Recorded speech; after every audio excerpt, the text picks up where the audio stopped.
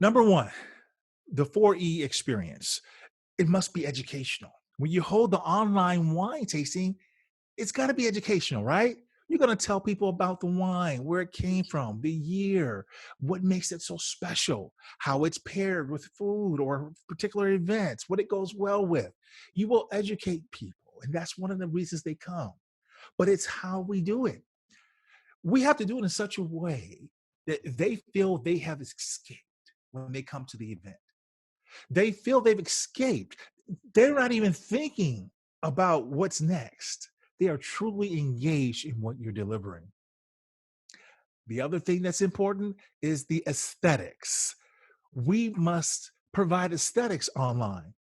For example, uh, even when we were in the waiting room earlier, indulge me if you would. I'm going to press stop for a moment. And then when I press stop, the next thing I'd like to engage with. So here's just one element. We're talking about the aesthetics. We're talking about being entertaining. Here's one thing I want to share. I'm going to adjust my volume here. And let's just see what this sounds like. Everybody hears that sound? Give me a thumbs up if you hear that sound. Okay.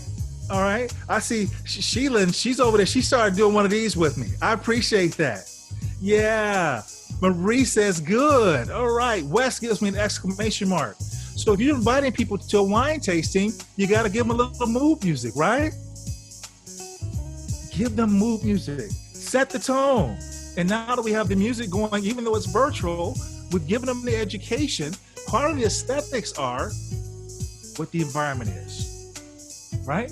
So you've got your music selection that you made. You know, that's a little jazzy tune.